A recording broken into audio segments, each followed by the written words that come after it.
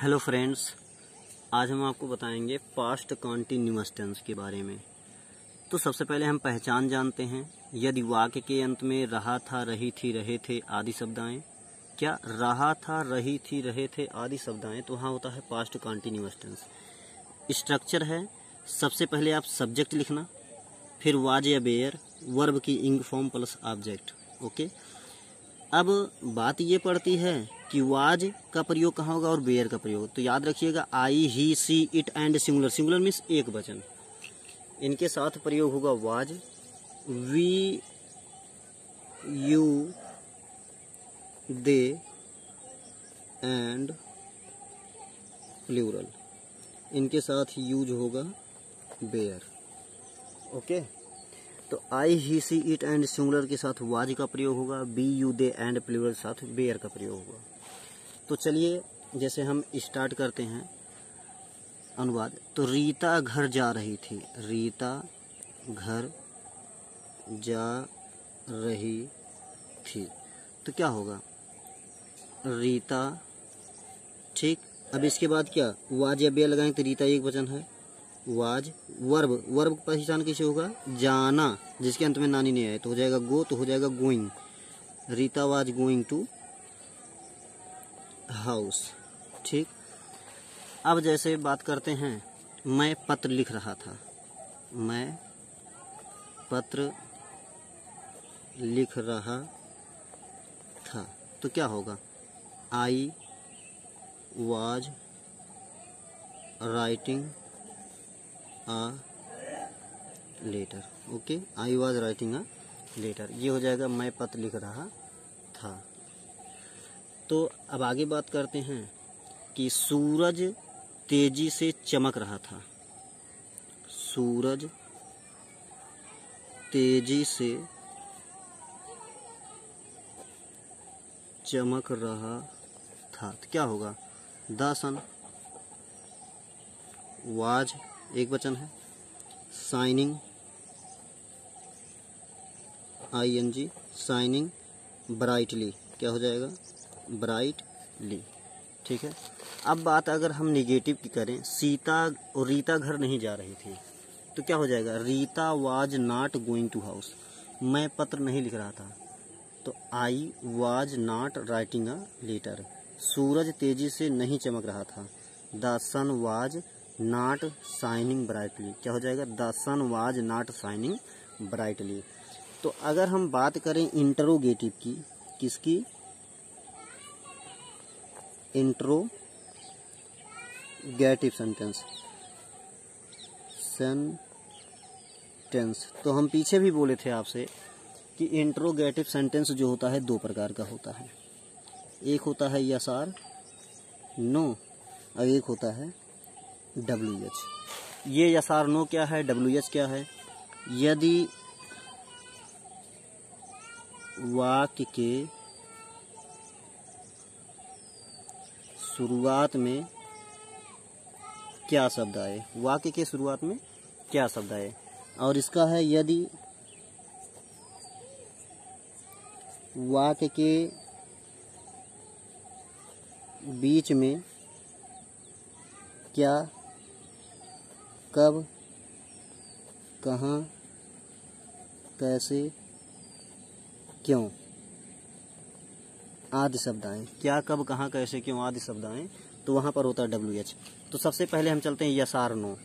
जैसे क्या तुम मेरा इंतजार कर रहे थे, क्या तुम मेरा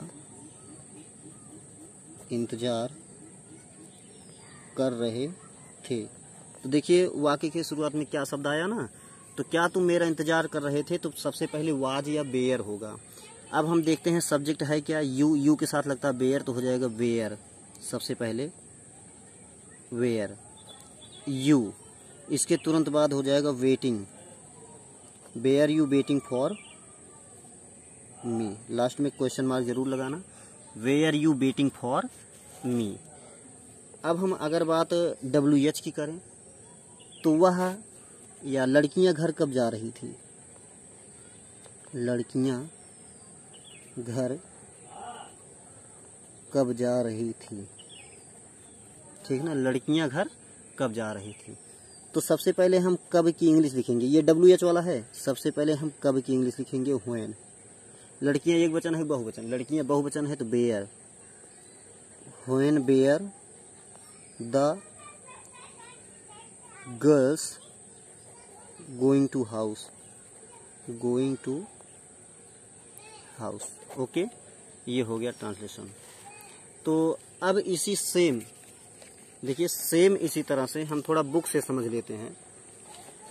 जैसे है पास्ट कॉन्टिन्यूअस टेंस, क्या है पास्ट कॉन्टिन्यूअस टेंस। चलिए ट्रांसलेशन सीधा चलते हैं। मैं अपने मित्र को पत्र लिख रहा था, तो सबसे पहले मैं की इंग्लिश क्या होती है, आई, और आई के साथ लगता क्या है, was. I was writing a letter to my friend. देखिए इसे एक प्रकार से और लिख सकते हैं, I was writing my friend a letter, क्योंकि दो ऑब्जेक्ट हैं, एक ऑब्जेक्ट हमारा ए लेटर है, एक ऑब्जेक्ट है माई फ्रेंड। तो सजीव और निर्जीव दो ऑब्जेक्ट होते हैं, ठीक है। तो अब अगले की बात करते हैं। मेरी क्लास के लड़के वॉलीबॉल खेल रहे थे, मेरे क्लास के लड़के वॉलीबॉल खेल रहे थे।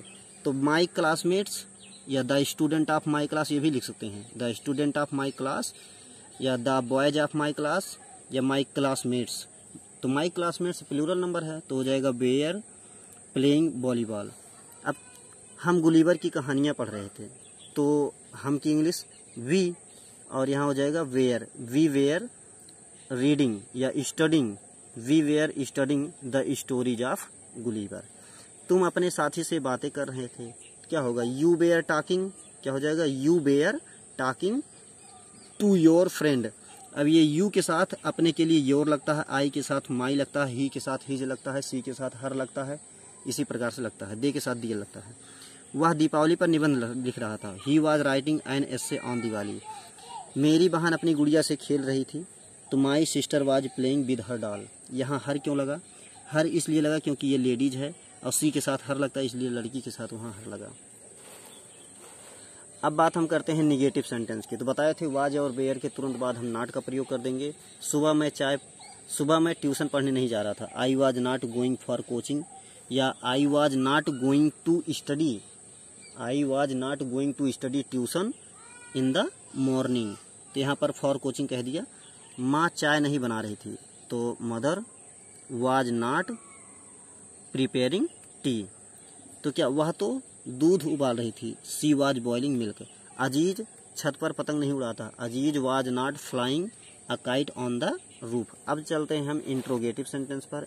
क्या मदन अपने भाई को पीट रहा था, तो मदन एक वचन है तो वाज लगेगा, वाज सबसे पहले हो जाएगा, was Madan beating his brother. क्या वह नंगे पैर घास पर चल रही थी, was he walking on the grass bare footed. अब बात होती है तुम किससे, इस पे आ जाइए सीधा, तुम किससे बातें कर रहे थे, तो who were you talking to, who were you talking to, या whom bear you talking to, तुम्हारे साथ और कौन जा रहा था, who else was going with you.